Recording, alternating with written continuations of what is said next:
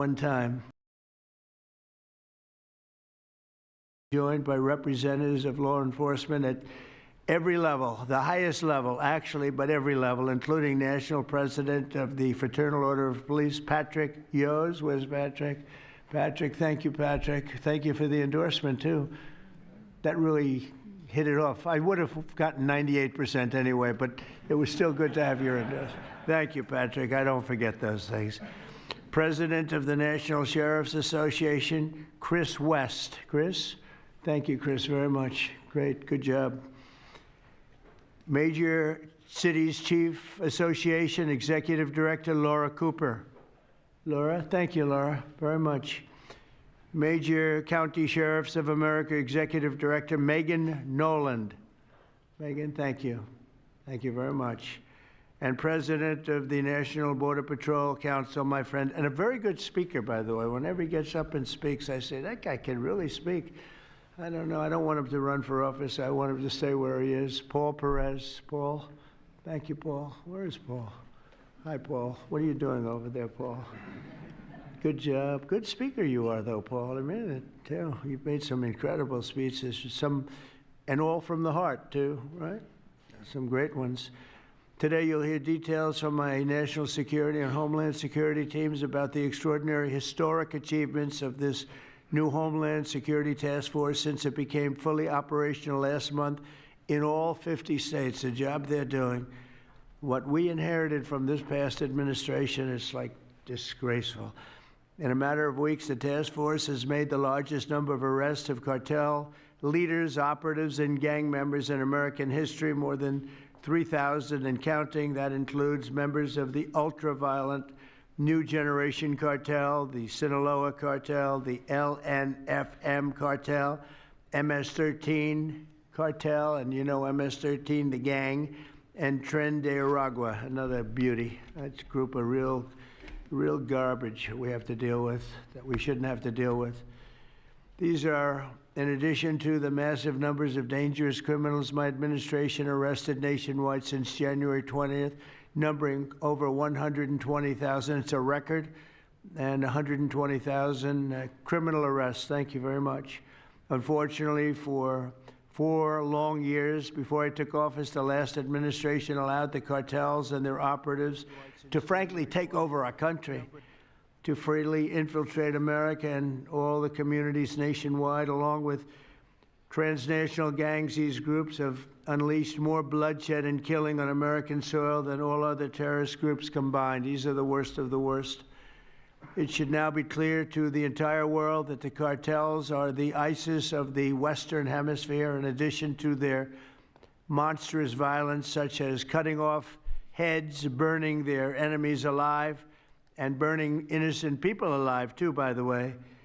The cartels control large swaths of territory. They maintain vast arsenals of weapons and soldiers, and they use extortion, murder, kidnapping to exercise political and economic control. Thank you very much, Joe Biden, for allowing that to happen. Biden surrendered he just surrendered our country to the cartels. Don't worry, it gets better. We're taking it back. It's really fast at levels that nobody's ever seen before. But what we had to put up with, what we inherited, was just a disgrace. And while Biden was president, if he was president, I think the auto pen was president, not Biden, nearly 100% of those who infiltrated our southern border did so because they were personally approved. They admitted they were just what happened, assisted by the most dangerous and violent criminal organizations anywhere on the planet. The worst people on the planet they allowed into our beautiful country. Under the Trump administration, we're finally treating the cartels as the core national security threat that they really are. The cartels are waging war on America, and just as I promised in the campaign, we're waging war on them like they've never seen before. All you have to do is turn on your television and you'll see what's happening to them. Past administrations have tried to mitigate this threat, and our objective is to eliminate it. We're not mitigating, we're eliminating. We're getting them out. The bad ones we're putting in prison. We hate to do that because that means we're stuck with them for 50 years or more. In recent weeks, our Homeland Security Task Force has seized more than 70 tons of deadly narcotics, along with more than 1,000 illegal guns. And that's just recently. This is already the most successful anti-cartel and anti-gang operation in American history, and it's just getting started. We have incredible people. A lot of them are in this room with us today, and it's an honor to have them. But we're going to not stop until the threat has been fully and completely eradicated. I want to thank task force members with us today, including a person who's doing a fantastic job, Attorney General Pam Bondi. Thank you, Pam. Thank you. Secretary of War Pete Hegseth. Sounds so much better than Secretary of Defense. I don't know. Do you guys agree with that? I don't know. It sounds, you know, we won the First World War, the Second World War. I would say everything before and everything in between. And then we got woke and we said, well, let's call it defense. I think we like it this way better. You know, it's funny, that's something I thought it would be maybe controversial, and it's only controversial that we changed the name in the first place. It's not controversial at all. It's been unbelievably well accepted, Pete. Hasn't it, right? It's been pretty amazing. I thought it would be controversial. People want to have our country back. People want to do exactly what we're doing right now. We're getting a lot of credit for it, and we should. I want to thank, though, Pete. You're doing a great job. Pete Hegseth. Secretary of Homeland Security, Kristi Noem. Kristi, thank you very much. Director of National Intelligence, Tulsi Gabbard. Tulsi, good job. And the heads of all of the law enforcement agencies all throughout the room. You're really amazing, the job you've done.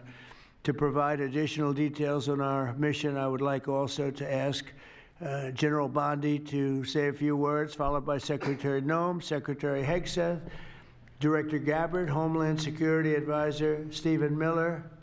Stephen, you're such a superstar, Stephen. They called Stephen the other day a very bad name, and I said, you should sue them, Stephen. I think he will. I hope he does. FBI Director Kash Patel and Deputy Attorney General Todd Blanche. And I just want to say it's an honor, the job we're doing, and these people are doing absolutely incredible. I'll just add a couple of things. In Memphis, as you know, where the numbers are down in half already, and it's only been about 2 weeks. You're doing a fantastic job there. Thank you. Incredible. Nobody thought it was possible. It was really it was a very sick city. It was horrible what happened there. People would go from, if you're on the board of FedEx, they would ride you 1 block to the hotel. They said you couldn't walk it because it was too dangerous. And they're already feeling better about it. But the best example right now is Washington, D.C. We went from one of the most unsafe places in the planet, I hate to say, but in this country, to a totally safe city. It's nothing's crime-free, I guess, but this is about as close to crime-free as you're going to get. And you guys have done an incredible job with that. Every one of you have worked so hard on this one, and it's our nation's capital. And people would go to the nation. They'd go from, I always say, Iowa, Indiana. They'd go from Florida. They'd come up. They want to see the monument. I want to see the Lincoln Memorial. I want to see one of the monuments, any one of them, and they'd go home in a coffin. But not anymore. It's not happening anymore. We haven't had that happen in a long time. It was averaging more than one a week, one person a week. Who would think that's possible?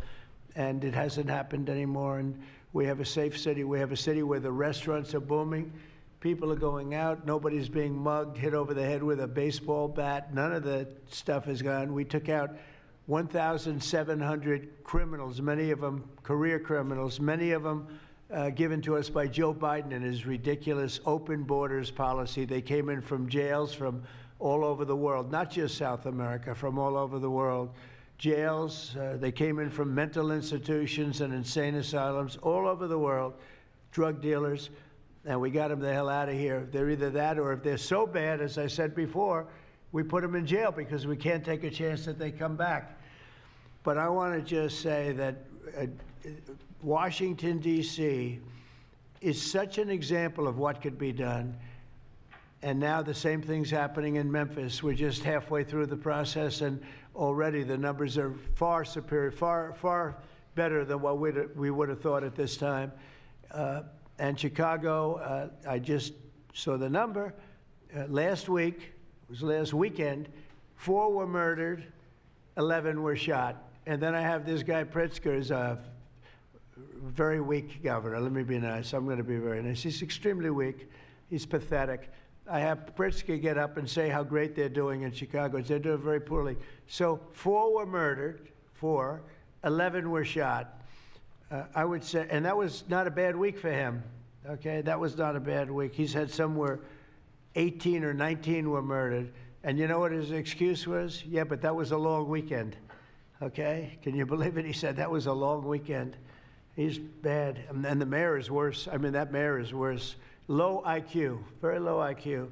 And we don't need low IQ people. We need people that are going to take care. And I love Chicago, and I love those beautiful women, black women, beautiful women wearing MAGA hats. And they're all over the place in Chicago. They want protection. They don't care if it's the National Guard, if it's the Army, Navy, Coast Guard, Marines. They'll take Space Force, okay? Space Force, send them in. They just don't want to be mugged, killed, raped, shot in the head, and we stop it. So we're going to be given a very special, we're going to give Chicago very special care.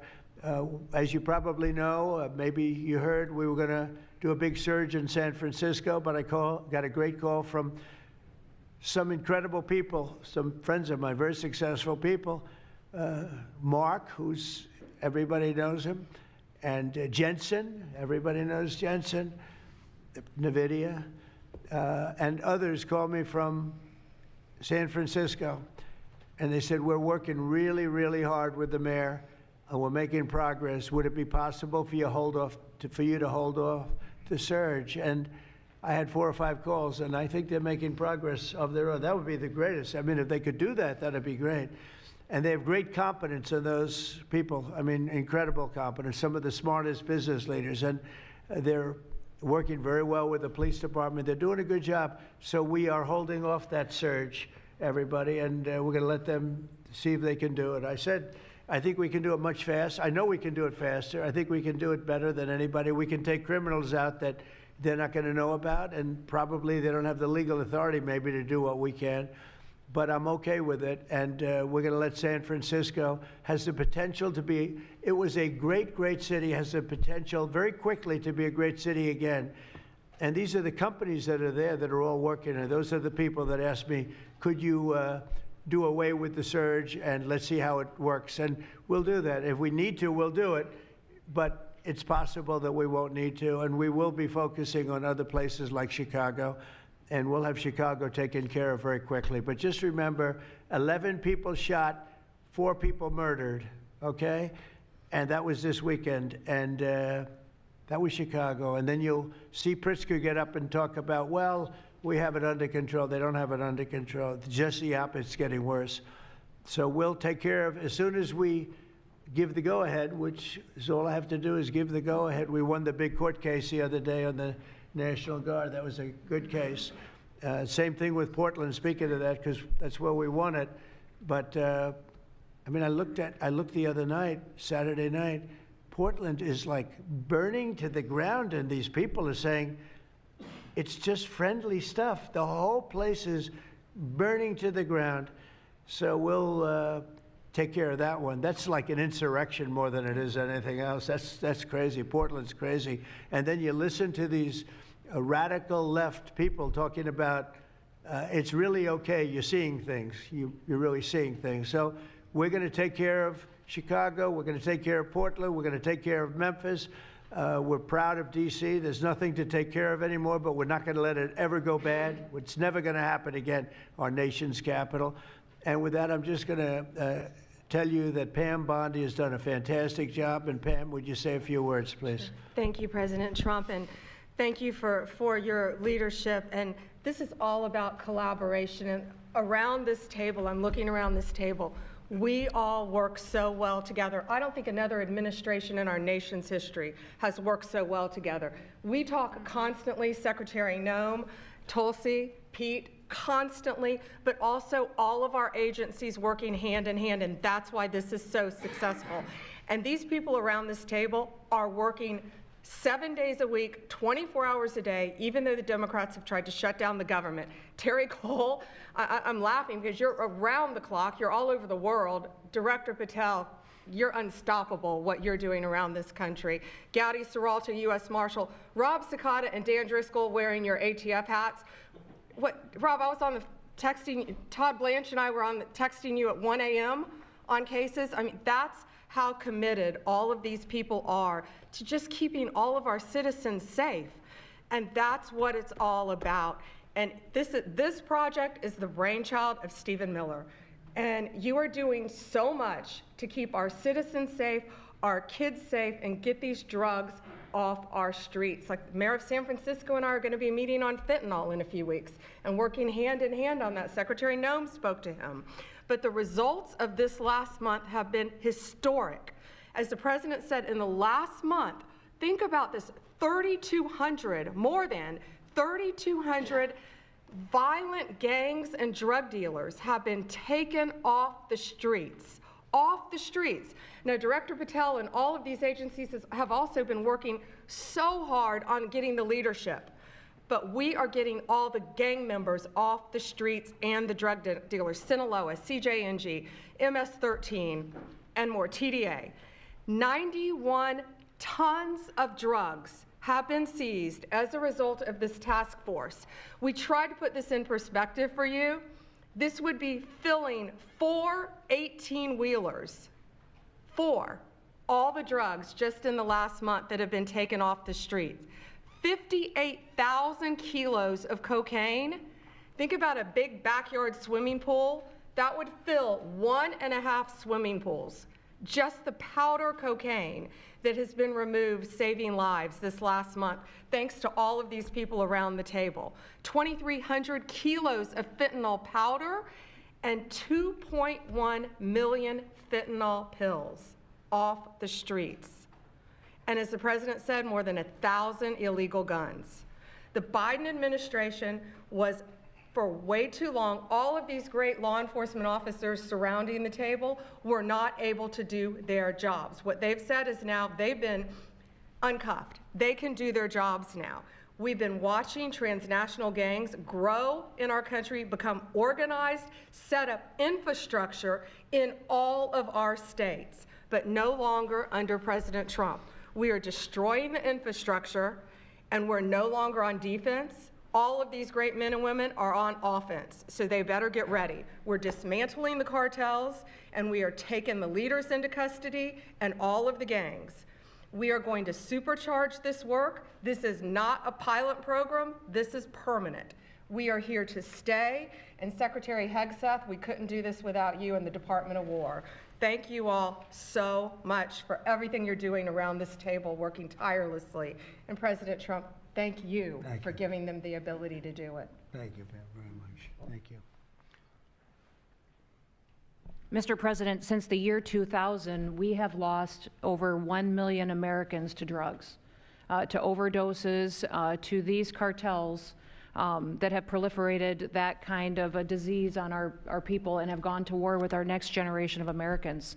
When you signed the executive order that was protecting the American people from invasion, what you did is that you took these cartels and gangs that we've known for decades and you declared them to be what they really are, and that's terrorists.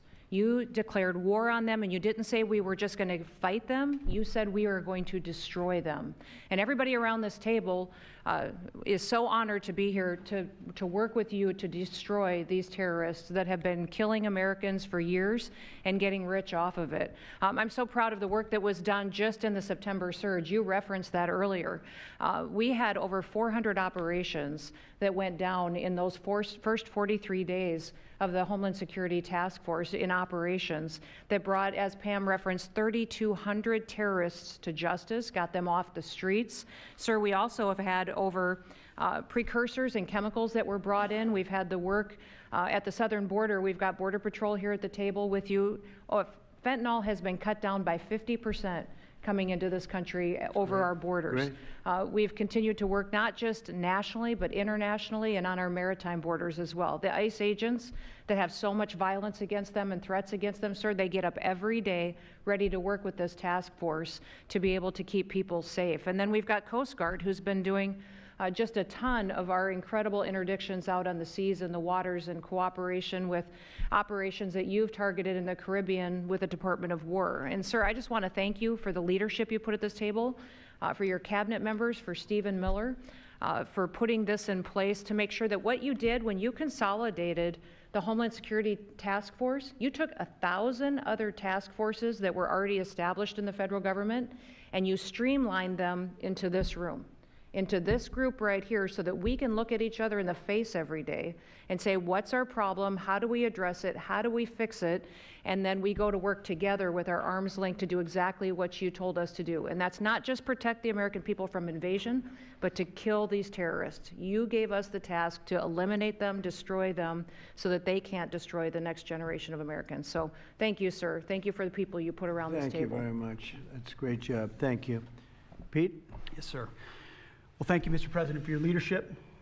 Chief, likewise, Tulsi and Todd and Dan and Pam and Christy and Stephen and Cash. I mean, I could go around the table. From the Department of War, we are thankful and grateful for the incredible effort that your agencies put in. And we could not be more proud to stand shoulder to shoulder with you, not superficially, not kind of over here, but front and center on the Homeland Security Task Force, right there with you. Because our department has spent over 2 decades defending other homelands, and we're very proud to be defending our own. And if you talk to the troops down, say, on the southwest border, Mr. President, morale is sky high and continues to be, because they're proud to be defending their own communities, their own state, and their own country. So when that executive order was signed, the mission was clear: protecting the American people against invasion. And so the Department of War went straight to the southwest border. We still have 10,000 troops there. We have national defense areas. We're standing alongside the Border Patrol, and we've locked that border down, 100% control of the southwest border. You stop the invasion. And then we're proud to be going on the offense, counter-cartel operations. And it's not counter-cartel, as was mentioned. These are designated terrorist organizations, foreign terrorist organizations. Our generation spent the better part of 2 decades hunting Al-Qaeda, hunting ISIS. Well, as the president said, this is the ISIS, this is the Al-Qaeda of the Western Hemisphere. They intimidate, they terrorize, they extort, they poison the American people. The president's right. Every boat we strike is 25,000 Americans whose lives are saved because of the drugs that were headed in our direction. So our message to these foreign terrorist organizations is, we will treat you like we have treated Al-Qaeda. We will find you, we will map your networks, we will hunt you down, and we will kill you. And you've seen that evidence in the maritime domain, whether it's in the Caribbean or in the Pacific with the last 2 strikes. We know exactly who these people are. We know what networks they work with, what foreign terrorist organizations they're a part of.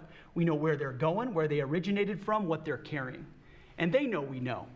And that will soon start to change the calculus of these boats. So the critique of this is, of course, as often is the case, wrong. We know our authorities. It's locked tight, and we're going to treat them like foreign terrorist organizations on the offense. So the Department of War is not going to degrade or just simply arrest. We're going to defeat and destroy these terrorist organizations to defend the homeland on behalf of the American people, making the jobs of law enforcement safer in the process, making the communities of Americans safer in the process. We think it's a very core mission of the Department of War, and we're proud to be here, Mr. President. Thank you very much, Pete. Thank you. Tulsi, please. Yes, thank you, Mr. President. The key reason that you are hearing about these incredible effects is, number one, the team that you've assembled here and the leadership and the tone that you have set, first and foremost, about keeping the American people safe. The intelligence community plays a critical role in being able to support our law enforcement at the federal, state, and local level to make sure that they are armed with actionable intelligence to be able to actually go after those who threaten the safety and security of the American people. Mr. President, under your leadership, for the first time, there is a newly created National Intelligence Fusion Cell at the Office of the Director of National Intelligence, National Counterterrorism, that has a very simple purpose: to make sure that we have 2-way intelligence sharing of actionable information between the intelligence community and law enforcement. I want to talk briefly about three successes that we've had just here in the last few weeks, Mr. President, through the success of this interagency fusion cell. Just this last week, our National Counterterrorism Center supported through actionable intelligence to both U.S. law enforcement as well as Mexican law enforcement the arrest of a Sinaloa cartel boss, El Plato, in Juarez, Mexico, as well as his top 3 money launderers. In a separate and recent successful interagency operation, NCTC worked closely with the U.S. Marshals Service that led to the arrest of another dangerous Sinaloa cartel member responsible for tracking a huge amounts of cocaine and hundreds of thousands of dollars in this single incident with drug proceeds through his network. I'll say the last example I'll share is probably the most insidious, was providing intelligence to the Mexican law enforcement that led to the arrest of a CJNG cartel-affiliated baby trafficker called La Diabla. Her whole money-making operation was centered around luring pregnant women, performing illegal C-sections, harvesting organs, and selling newborn babies. Mr. President, it's your leadership that has made all of this possible. I can tell you, in the midst of this government shutdown, our folks, like everyone around this table, are working 24/7 without pay and eager to get after this because they believe in your leadership and the mission that you have presented to them. Thank you, Mr. President. I'll hand this off to Homeland Security Advisor Stephen Miller, the leader of this task force. Let me just say, Mr. President, that this country was going to die without you. This country was going to actually die without you. That's what we were facing in 2024. We've been invaded for 4 years. Our communities were sinking. Our public safety had gone to zero. Cartels were running entire communities. Sex trafficking, child trafficking, labor trafficking was out of control. Overdoses were out of control. The cartels were claiming more and more territory. City services were buckling. This was a country on the verge of dying, and you alone saved it. And when you stepped forward originally in 2016, you started the movement to make America great again, and that means make America great again in every way, and that means safety and prosperity and peace and freedom from cartels and crime and gangs. And your vision and your leadership in declaring war on the drug cartels is the single most successful public safety initiative in American history. And I need the media to understand what President Trump has done. People have been talking about drug cartels for longer than I've been alive. And everyone has just taken for granted that they can't be touched or stopped. They're too big, they're too powerful, they're too evil, they're too murderous. They can operate with impunity. And in just 9 months, President Trump is the only American leader, not just in our lifetimes, but ever, to actually take the fight to the drug cartels, to actually seek their eradication. And it is happening. And so while the Democrats are shutting the government down and fighting for free health care for illegal aliens, look at what President Trump has assembled here. He's assembled a team under his vision, direction, and leadership that is saving hundreds of thousands of lives. Hundreds of thousands of lives. And only President Trump could have done this. And I will say one last thing, which is that his courage has been an inspiration to everyone else in this room. There are people in this room, I'm looking at, for example, at Todd Lyons, who have been relentlessly doxxed and harassed and threatened. But when they see President Trump's courage, what he's been through for 10 years to save America, when they came after his family, his businesses, his safety, his freedom, everyone at this table knows we can give whatever it takes to get the mission done. So President Trump, thank you for your leadership, your boldness, your courage, and your vision. We're honored to serve underneath you. Well, I want to thank you, Stephen. And I have to say that, I've been making the rounds. I'm leaving tomorrow for some very big meetings, including with the president of China, where I think we're going to come out very well, and everyone's going to be very happy. But everybody said the same thing. A year ago, we had a dead country.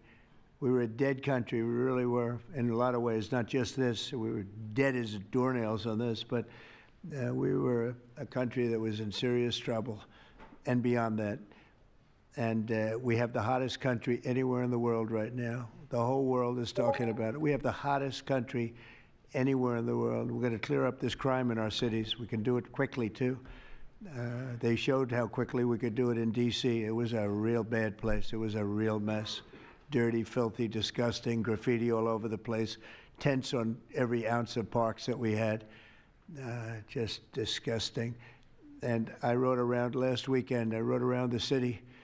I felt very safe in that car, but you know, I would have done it without it. I wouldn't need that car so much anymore, I will tell you. But the place was clean.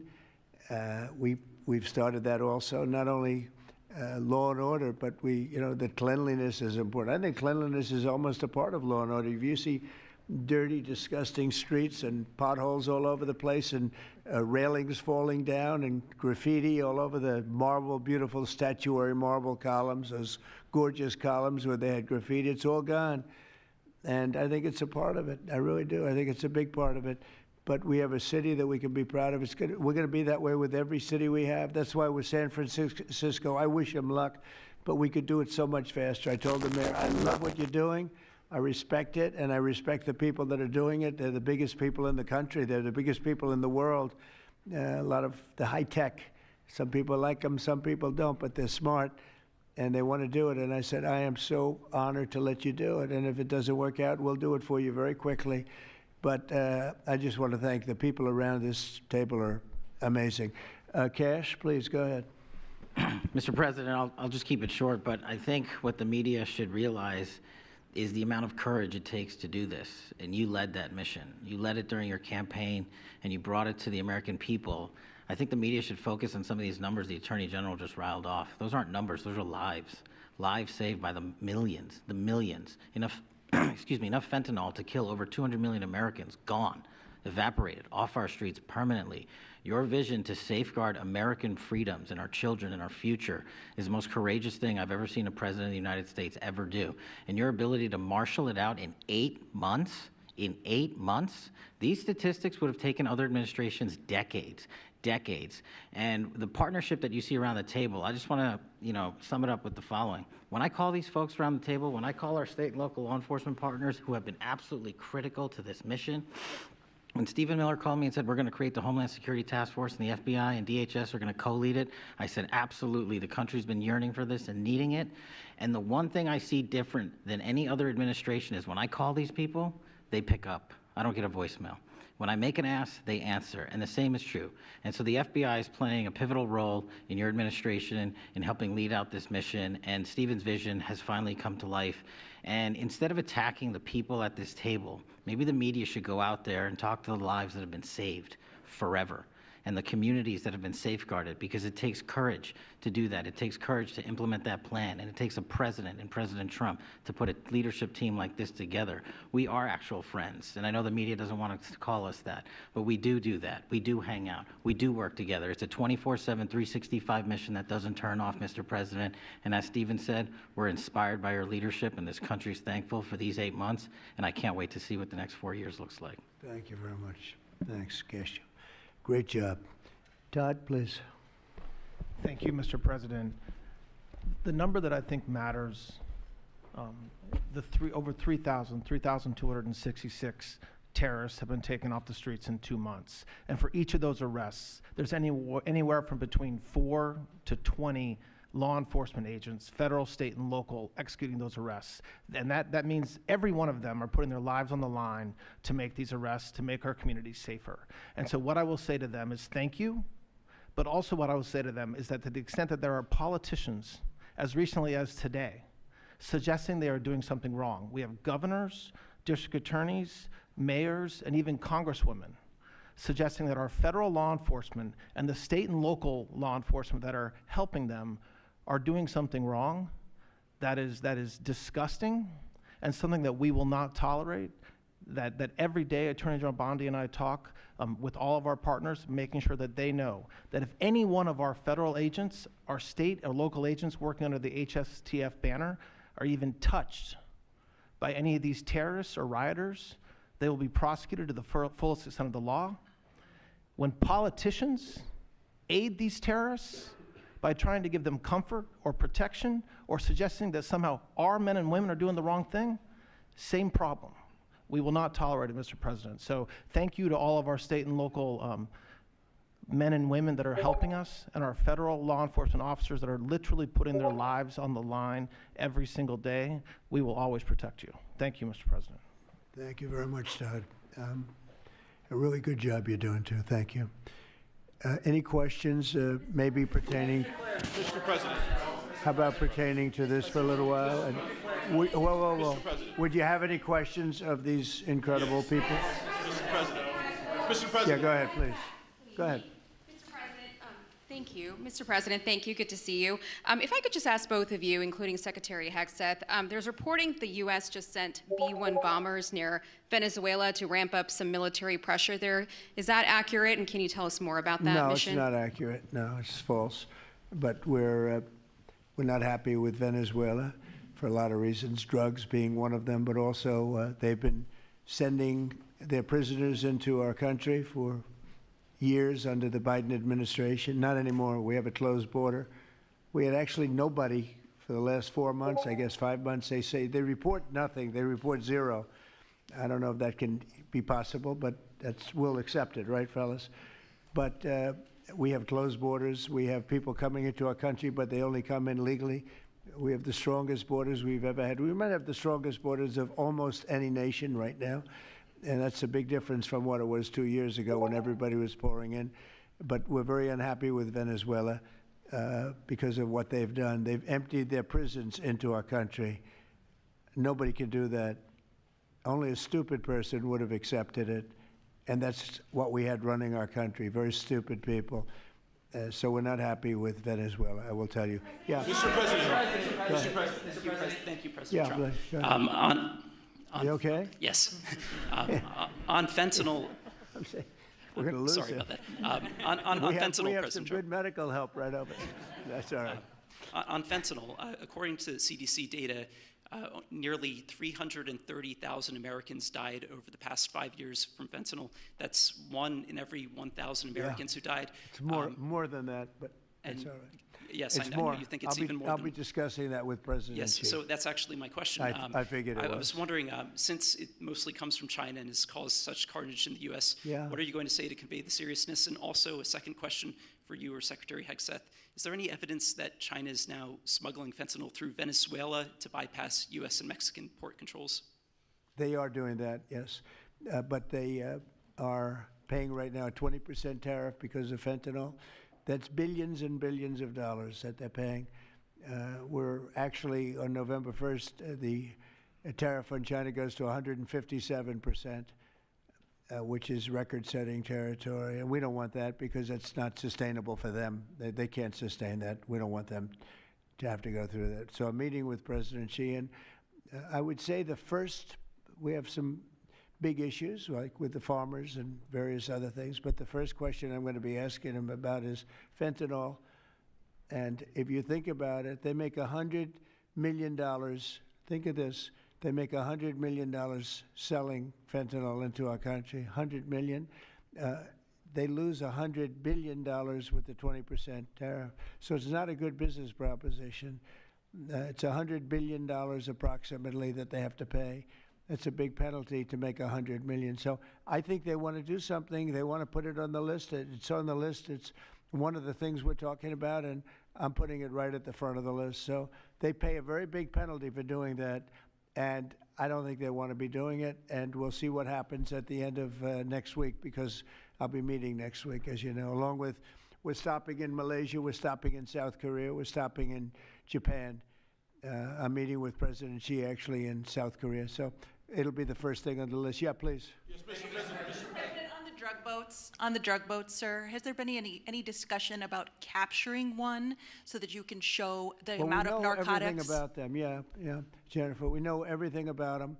We know where they're coming from, who they're coming with, generally who's in the boat. I'll let Pete discuss it a little bit, but they have incredible intelligence. And you know, usually when you see 5 engines, I've never even seen that before, but when you see 5 engines on a boat going about 65 miles an hour, loaded up with white powder in silver cases, generally speaking, that's not a good sign. They're not going fishing, right? And you don't see any fishing rods, right? So, Pete, I'll let you discuss that a little bit, please. Well, yes, sir. Likewise, generally you don't see fishing in submarines either, sir. So the U.S. military, as I mentioned, nobody better in the world at mapping networks, identifying who's connected to who inside terrorist organizations. It's just the media is used to hearing that when it pertains to Afghanistan and Iraq and ISIS and Al-Qaeda. But if you reframe how you understand the world in our own hemisphere, that's exactly what these foreign terrorist organizations are. And so we will track them, we will map them, we will network them, and we will hunt them and kill them because they're trying to and they are killing and poisoning the American people. And inside that, we have all the license necessary, all the authorities necessary to take these kinetic strikes, and we'll continue to take them. And we've been, just to add, because I think it's important, we've been capturing them for years. It's not like, gee, let's capture one. We've been doing that for years, for 25 years we've been doing it. Not at a level like we're doing it now, I mean, just with the hits we're hitting, but we have much more intensity than any administration's ever had. But we've been capturing these boats for years, and they get back into the system and they do it again and again and again, and they don't fear that. They have no fear. The thing I can tell you right now, it's very hard to find any floating vessel right now on the Pacific or in the Gulf, and I would like to call it by its official name, the Gulf of America. Another little triumph of the Trump administration. I said for years, I said, why do we call it the Gulf of Mexico? It's 93%, the shoreline is 93% ours. I never understood that, so I made that change. I never realized how easy that was going to be, other than, I guess, AP fought us in court, and the judge said, but that's the name. And actually, they were sort of semi-prohibited from even covering us after that. It was pretty amazing. But we have the Gulf of America, and there are very few boats, very, very few boats, not even fishing boats, to be honest. I don't want to do that to the fishing industry, but it's been so effective. And our sea drugs, as they call them, they use the term sea drugs, the drugs coming in by sea, are like 5% of what they were a year ago, less than 5%. So now they're coming in by land, and even the land is concerned because I told them that's going to be next. The land is going to be next. And we may go to the Senate, we may go to the, Congress and tell them about it, but I can't imagine they'd have any problem with it. I think, in fact, while we're here, I think it's a good idea, Pete. You go to Congress, you tell them about it. What are they going to do? Say, gee, we don't want to stop drugs pouring in? They're killing 300,000 people a year. I think that's the real number, 300,000 people a year. So between that and my discussion with President Xi, I think we have never made progress like we've made. The sea drugs are almost dead, and they can't come in that fast from the land. And the land drugs are much more dangerous for them. It's going to be much more dangerous. You'll be seeing that soon. So that's the way it is, yeah. Go ahead, please. Yeah, go ahead, please. With the glasses, go ahead. Thank you, Mr. President. Good. I wanted to ask, what's your reaction to Representative Dan Goldman calling on NYPD to arrest ICE agents who he says are acting illegally? He says they are illegally assaulting people and illegally detaining people at immigration courts in New York. Well, I know Dan, and Dan's a loser, you understand. He's a guy that doesn't have what it takes. He's been trying so hard, and they're exhausted. I mean, it's so ridiculous, right? A suggestion like that. So, they're just trying so hard, and it's not working. They've even now started imitating me, of all people. They want to imitate me, and they start using foul language, but they use too much of it. You can't use the F word 7 times in one sentence. It doesn't work. It might work once every 7 news conferences, but you can't do it.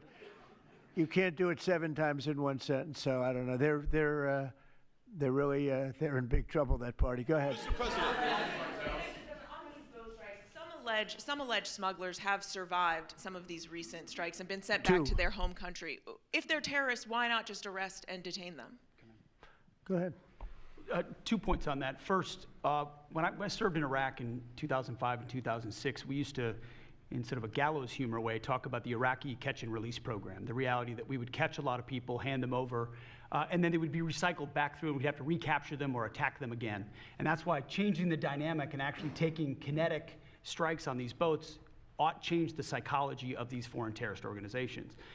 To those 2 that survived the shot on the semi-submersible, think again, compared to Iraq and Afghanistan, the vast majority of people that we captured on the battlefield, we handed over to the home country. Did we always like how it shaped out? Sometimes we did, sometimes we did not. But 99% would go to the Afghan authorities or the Iraqi authorities. So in this case, those two, they were treated by American medics and handed immediately over to their countries where they came from, hopefully to face prosecution, which is a very standard way of handling something like this. And you'll do that with future survivors, anyone else who survived? We've got protocol of how we'll handle it. Not that guy, he's so hopeless. Go ahead.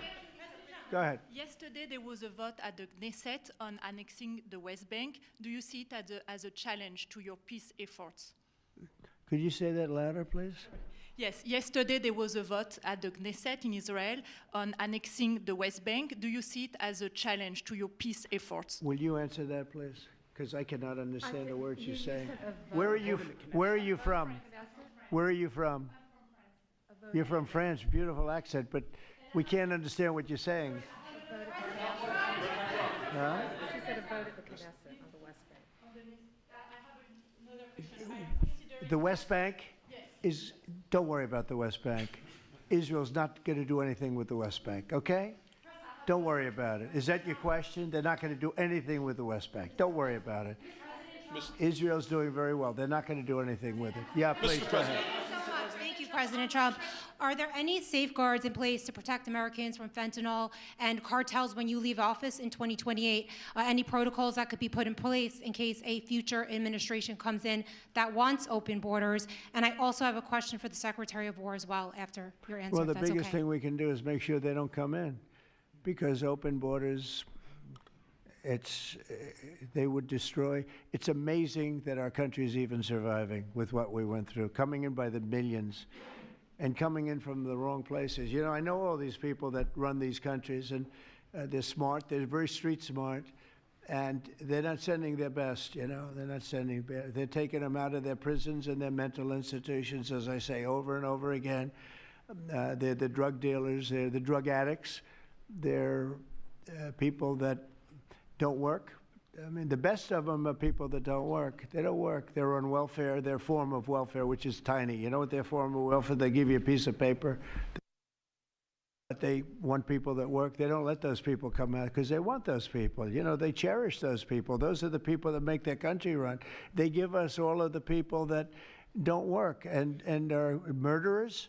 11,843 murderers came in. 11,800, many of them committed, more than 50% committed more than one murder. Now, why do we want them? Why would Biden and that group of thugs that he had working for him, why would they accept these people? Why would he accept? Nobody understands it. You know, they say maybe they wanted the vote, but I did great with the Hispanic vote, but these are people from all over the world. Why would they do it? So one question, no matter what I do, I can't, you always like to know the opponent. You have an opponent, what are they getting at? And usually you can. Why would they allow 20 million, maybe 25 million people into this country, almost all of which, but most of which should not have been allowed into our country? It's one of the great enigmas. What they've done to this country should never be forgotten. In history, should never, ever be forgotten. And now it looks like we're going to have a communist mayor in New York. That'll be a lot of fun. But remember this. They have to go through the White House. Yeah, please, go ahead. Today you pardoned the founder of Binance. Can you explain why you chose to pardon him? And did it have anything to do with his involvement in your Which one? Who is that? The founder of Binance. He has an involvement in your own family's crypto one, yes, business. I believe we're talking about the same person, because I do pardon a lot of people. I don't know. He was recommended by a lot of people. A lot of people say that, are you talking about the crypto person? Yes. A lot of people say that he wasn't guilty of anything. He served 4 months in jail, and they say that he was not guilty of anything, that what he did, well, you don't know much about crypto. You know nothing about nothing. You fake news. But let me just tell you that he was somebody that, as I was told, I don't know him. I don't believe I've ever met him. But I've been told by a lot of support. He had a lot of support. And they said that what he did is not even a crime. It wasn't a crime, that he was persecuted by the Biden administration. And so I gave him a pardon at the request of a lot of very good people. Mr. President. Yeah, please. Yes, Daniel. President, thank you so much. This is the kind of question I like. Yeah, right here. the numbers from this task force are jaw-dropping. I wanted to know, this is a question for you and both Stephen, since it was said this is your brainchild. What are the lessons to be learned from the success of the task force, and what are your continued goals with this task force now that you have about 3 years left? Well, the best thing we have going is we have such talent around this table. I could go over every one of these men and women, and we have unbelievable talent. They've got the naturals, you know, like somebody that hits a baseball or a golf ball or a, you know, that you see more, it's more evident. It's beautiful because it's sports. You can tell somebody right away, are they good or are they not? These people are the most talented people at what they do. And when we started talking about this, Stephen and all of us, it seems so easy. What is surprising to me is how quickly we can straighten out a large city, a big city, a mean city, a city that's sick, that got very sick with guns all over the place, with bullets shooting all over, where you take your life in your hands if you go out and buy a loaf of bread. That's not America. That's not our country. And those people don't care how you do it. They just want it done. They really do. You know, when you go to the people in the street, they don't know, is it National Guard? They just want it done. They want to be safe. And we've gained a great following of Americans, real Americans, people that want to be safe. But I think the biggest thing we say is we have tremendous talent. We were able to recognize, like a football team, like a baseball team, we were able to recognize the talent. And the talent is largely in this room for the whole country. It's largely in this room. There's really nothing like it.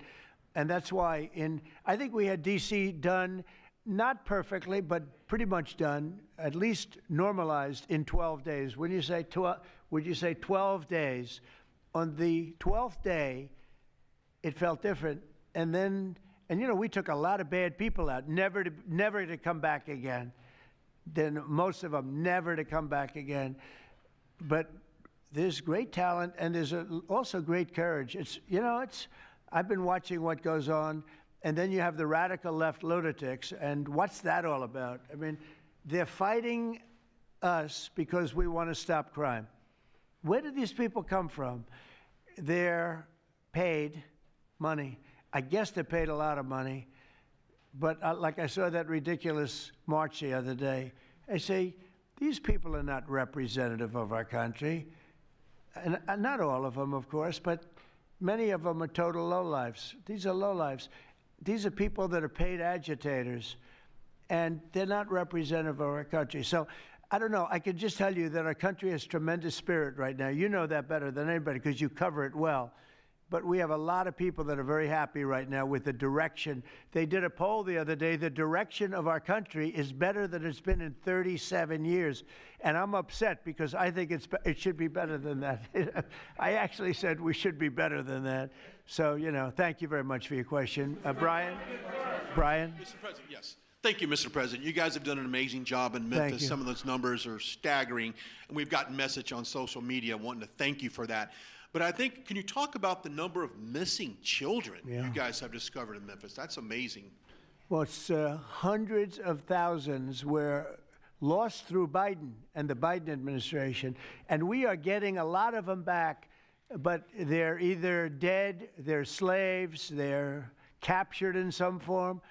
But think of it, hundreds of thousands we're talking about, not even believable. And they came in through the border, they were sold, they were bargained for, and this was all Biden, meaning Biden and Obama, the same mentality, frankly. I think it's the same mentality. Let me tell you, Barack Hussein Obama was a lousy president. A lot of bad things happened. Remember when they used to talk about Trump with the jail cells? Well, he built the jail cells for the children. He built those jail cells. Remember that came out? But, sir, they were built in 2014. You remember when that came out? After me going through that stuff for about 2 weeks, and then they found out it was Barack Obama that built those jail cells. No, these people they were bad leaders. I hope we don't have it again. I hope we don't have it again because, you know, our country's come back a long way, but it can only withstand so much, and we don't want to ever go through that again. We never want to have open borders again. We don't want to have men playing in women's sports. We don't want to have transgender for everybody. We don't want that. We want to have a great country with low interest rates, nice housing, great education, a strong military, the basics. Yes, please. In last night's New York City mayoral debate, Zohran Mamdani said he would close Rikers Island if elected. What kind of impact would that have on public safety? Well, it's not good. I guess it's not a very nice place, but you need it. You need something. You have a lot of additional people in New York City that should not have been here. They came here through the open border, through Biden's. I don't know how they even do it. New York City's always been tight for money, and then they spend, $8 billion, and nobody complains about it, on people that just showed up and they just came out of nowhere. Where did they get the money? All of a sudden, they have money. I tell you what, we have to keep our prisons very fair and very safe, but you get a lot of criminals. We have a lot of additional criminals. I used to talk about it. They used to say, well, only good people come in from foreign countries. I said, that's not right. I didn't know that for a fact, but it had just started, right? The open borders and people flowing in by the millions. They make our criminals look like the nicest people on earth. That's the only good thing. They make our criminals look like nice people. They are the meanest, the most vicious. Tren de Aragua, you don't get any sicker. They cut people's fingers off because they called the cop. Did you call the cop? Yes. They cut off his finger so he can't call the cop anymore. And then they say, next time we're going to cut off your hand if you cut, because they took over his apartment in Colorado. Colorado, they took over a town, then they took over another town, and you have a weak governor over there. He doesn't know what the hell he's doing, so he lets it go on. But we're getting them out of here. We're getting them all out. They're going back to lots of, not just Venezuela, they're going back to lots of countries. Venezuela would be one, however. Yeah, please. Thank you, Mr. President. Yeah. A moment ago, you said that if Secretary Hegseth went to Congress and briefed them on the operations No, we against will these, go, I said. You will go. And we it would will be go. difficult for them to object. I don't see any loss in going. No reason not to. They'll always complain, oh, we should have gone. So we're going to definitely, I'd like to just tell you, let's go. We'll go. And Mr. We're going to President, tell them what we're going to do, and I think they're going to probably like it, except for the radical left lunatics. And Mr. President, if you are declaring war against these cartels and Congress is likely to approve of that process, why not just ask for a declaration of war?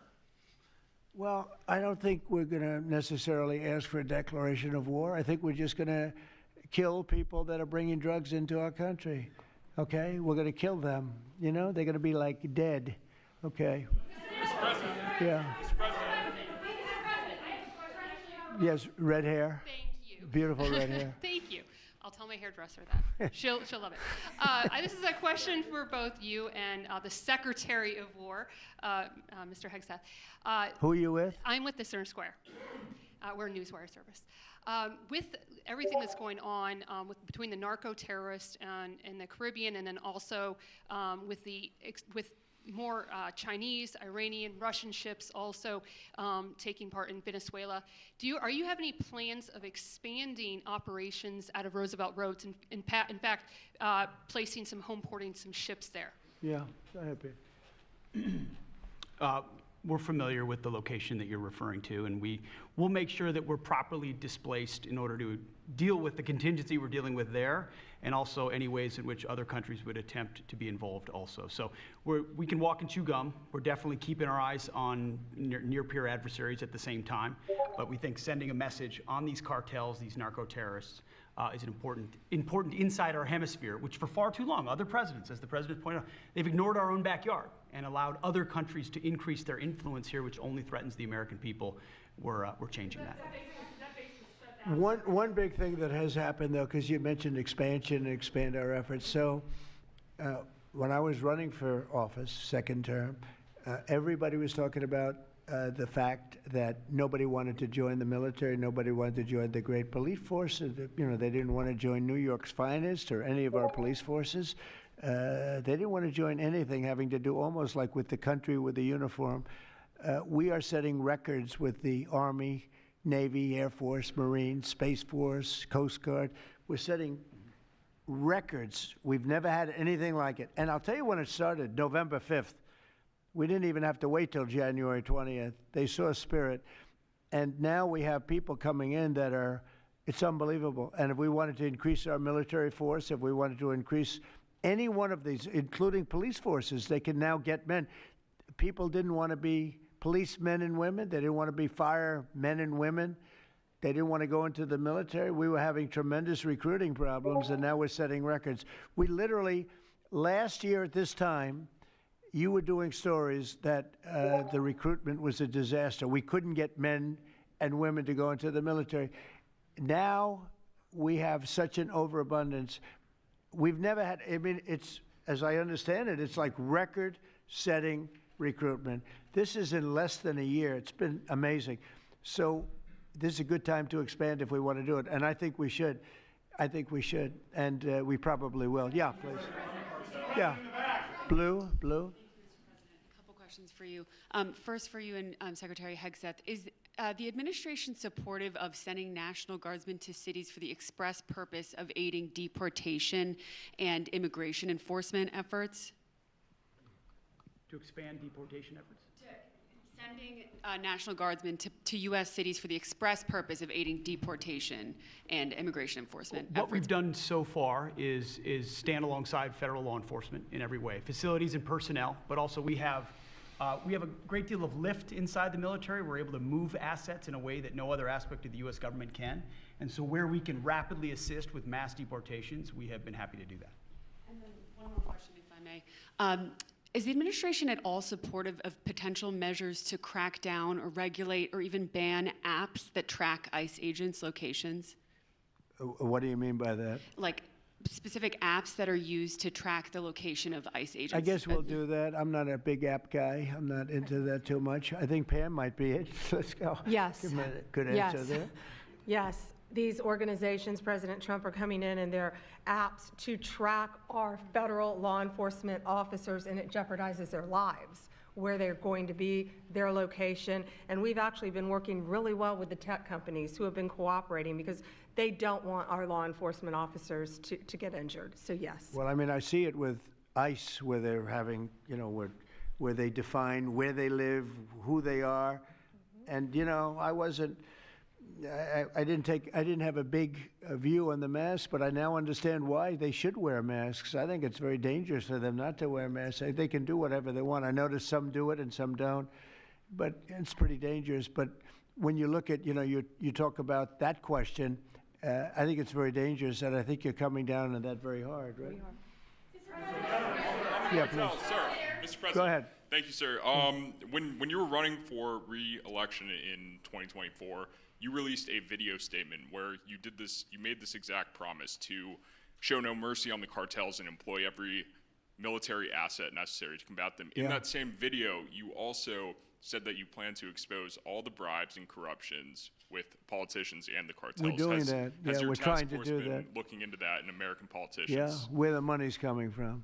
Because you see it. Like even that garbage deal they had this weekend, which was embarrassing to them, and the crowds were much more, the crowds were not big. Those crowds were not big at all. But when you look at signs, and they're all made beautifully, the yellow signs, I saw the yellows, the blues, but they're all made professionally in a printing shop, looks like on Madison Avenue someplace. Some guy is paying for all that stuff. And we don't mind protest. Protest is a good thing. I protest. I'm always protesting, right? But when you see some of these people are going crazy. They're going crazy because they're getting paid.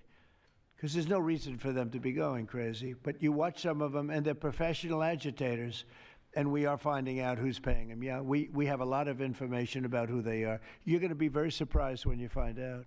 And I have a question for Secretary Hegseth. Sir, a memo circulating on social media details the establishment of a National Guard response force that's going to be trained in crowd control and civil unrest and deployed in all 50 states by April of 2026. Can you verify the authenticity of that memo, and do you have any more information on the operations? I'm not going to answer particulars on something that may be in the planning process, but we definitely do have multiple layers of National Guard response forces, whether it's in each state, whether it's regionally, whether it's Title X active duty, whether it's Washington, D.C. We've got a lot of different ways that constitutionally and legally we can employ Title 10 and Title 32 forces, and we will do so when necessary. Thank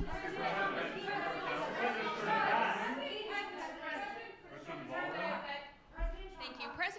President Putin basically said today that Russia is immune from U.S. sanctions. He said that it would not impact the Russian economy in any serious way. Is he Good. wrong? I'm glad he feels that way. That's good. I'll let you know about it in 6 months from now. Okay. Let's see how it all works out. Yeah. Go ahead, please. Blue. One about the shutdown. I'm Taylor Poplars with Spectrum News. The same day you established this task force back on January 20th was the same day you pardoned the January 6th defendants. Yeah, very proud of that. Yeah. Just last weekend, one of them was charged with allegedly threatening to kill House Minority Leader Hakeem Jeffries. And a big theme of this task force has been allowing law enforcement to do their job and holding accountable people who go after law enforcement. Do you worry that your actions back on day one undermine what this task force is trying to accomplish? No, you have thousands of people that we're dealing with, and you know, if one goes haywire, look at what this guy in Virginia said, where he wanted to kill his opponent. He's going to kill his opponent. He's going to kill his opponent's children and I think wife, and he continues to run. And the Democrats continue. He's running for what, Attorney General in Virginia. Look what he said. So now, do you think all Democrats should be prohibited from living anymore? I mean, think of what he said. He's going to kill his opponent, and he's going to kill the children of his opponent, and I think the wife. I said, this guy's sick. That is a sick guy. And how do you vote for somebody like that? But I don't view that every Democrat would say that, because not every Democrat would say that. So you can't, you know, you could have one person, but I don't know of the incident. I can say we're very proud of what we did. We had the courage to do something that should have been done.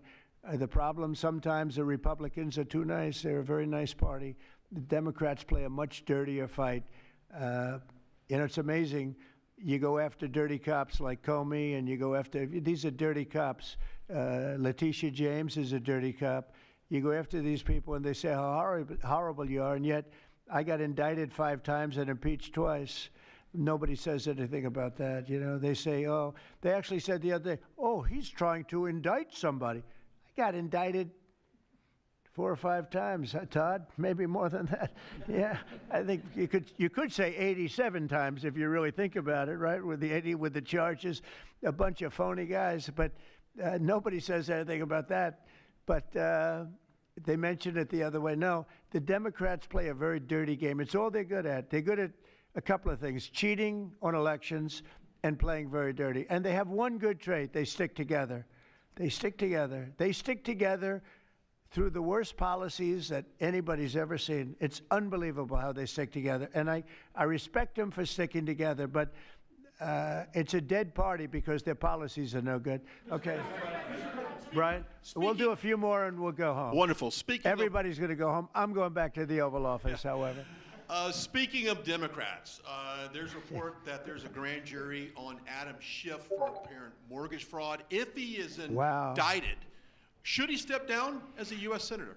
Well, you know, I'm not going to comment on that. I would just say Adam Schiff is one of the lowest forms of scum I've ever dealt with in politics. He's a horrible human being, very dishonest person. I have no idea what's going on. You tell me that he's going to be indicted. I don't know. You could ask Pam. I don't know if she could say it.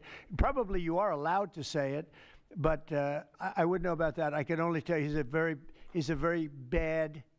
I think he's actually a sick person. Do you want to talk about that?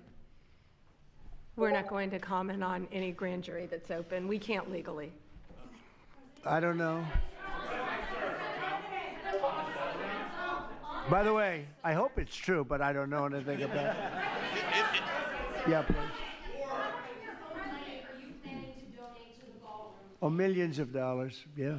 Well, I also give, I give a lot of money to the White House. The White House is, as you know, I give my salary, and I usually like to steer it to the White House because this house was a little bit abandoned.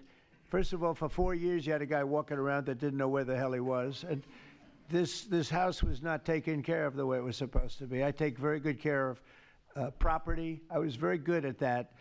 And you'll notice the floors downstairs, I paid for them. marble, the most beautiful marble you've ever seen. The white floors down in the Palm Room, which were, they look like they came out of, I don't want to lose because they're big supporters of mine, Home Depot, so I'm not going to say bad, but they did come out of a box from Home Depot about 30 years ago. They were all broken, but now they have the most beautiful floors, the most beautiful lights and chandeliers. I think most of you, Brian, you've seen that, right? Yes. How beautiful is that? And I take care of it. So I spend millions of dollars on this building, taking care of it. It was not properly maintained, and now it's starting to gleam like it should. It should really gleam, and you should go down and visit the Presidential Walk of Fame. Have you seen it? It's quite good. I'm sure that a lot of people coming to the White House, it's hot. It's very hot, but it's really a tribute to the presidents, past presidents of our country. Yeah, please. Mr. President. Yeah, behind you, please. Yeah, go ahead. Thank Go you. ahead. So on Monday, a question for you as well as Secretary Noem. On Monday, Mayor Karen Bass of LA and Representative Robert Garcia, they held a press conference and they called for an investigation into DHS, accusing them of unlawfully arresting U.S. citizens and racially profiling and only arresting people because, in Robert Garcia's words, they look like me. He's a Hispanic individual. Do you have a response to that? Are you asking me that question? You as well as Secretary Noem. They are arresting bad criminals, and they're really good at it, too. I look at the numbers, you know, they always like to say that, oh, you're arresting this and that. Then when you check it, you find out, geez, almost every single time, and, you know, obviously every once in a while they may get one wrong, but they always correct it. They're able to correct it. But they are arresting really bad people. They're arresting people that kill, people that would cut your throat and not even care about it. These are brave people, and it's very dangerous.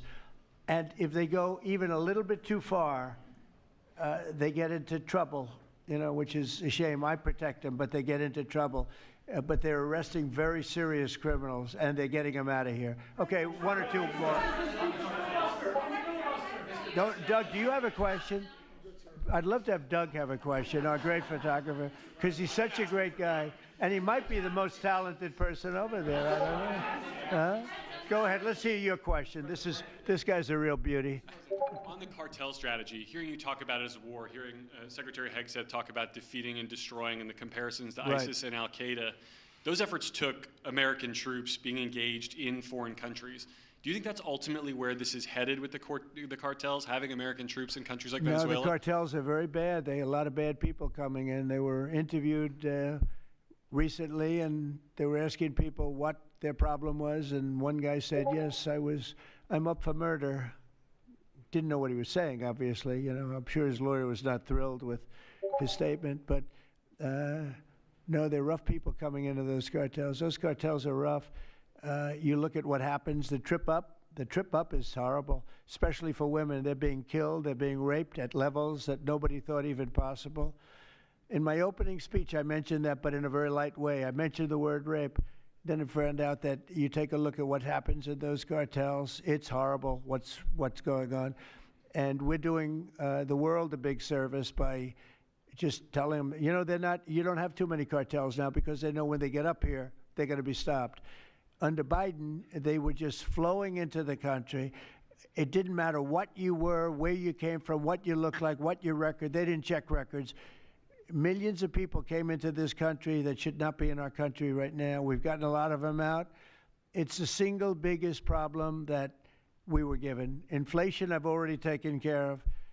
Economically, the country is the strongest it's ever been. Thank God for tariffs. If we didn't have tariffs, we'd be a third world nation. But thank God for tariffs.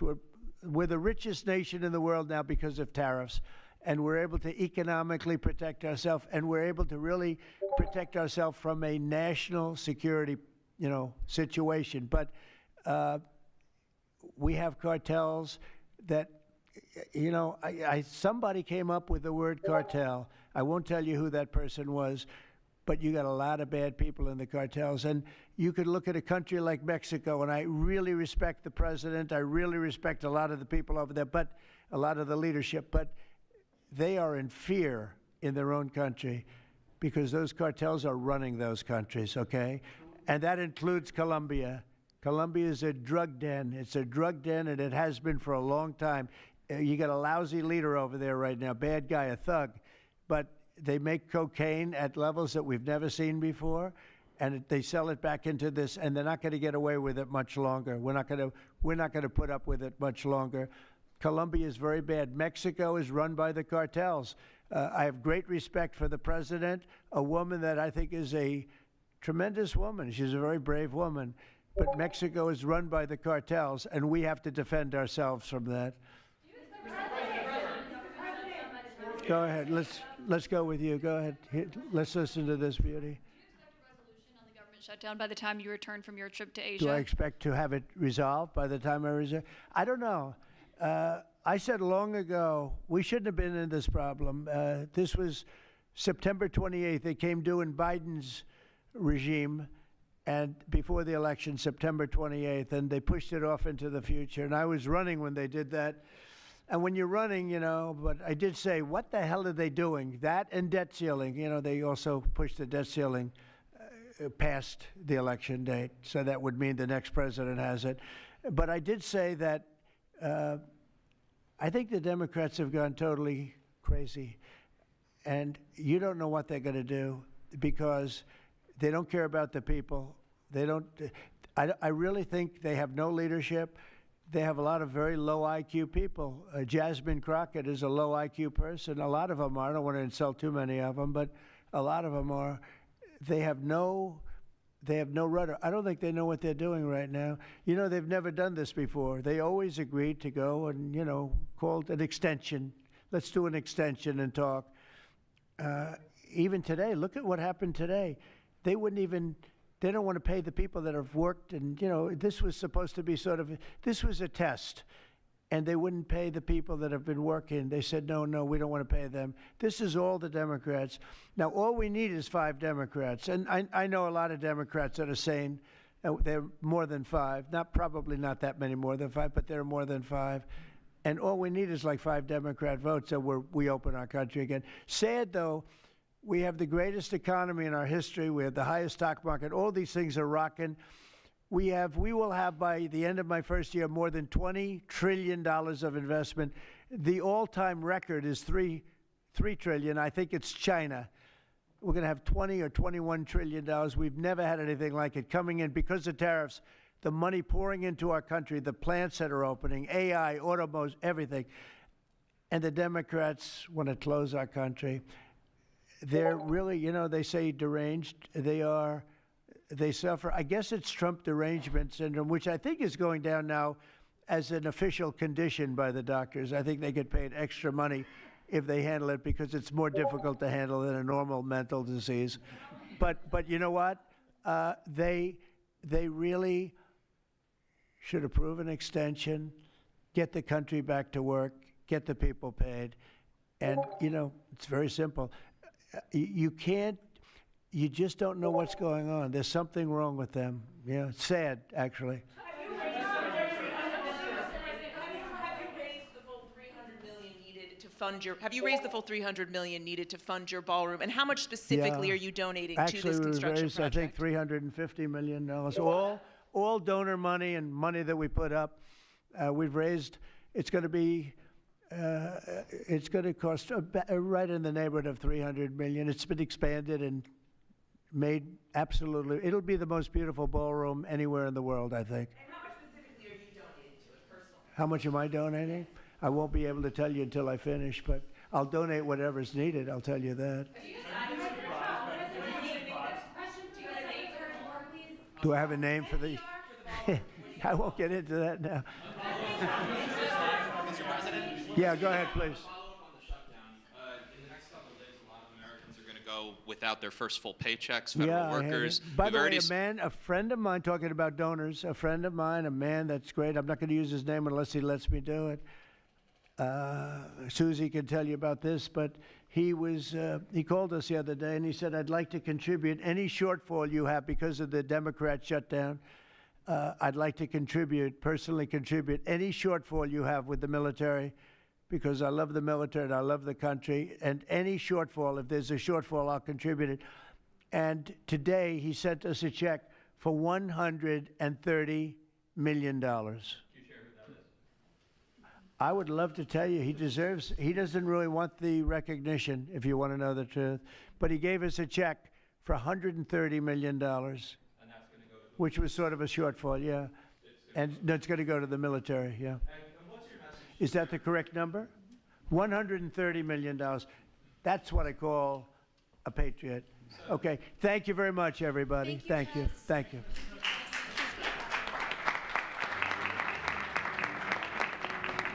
Another day in Paris.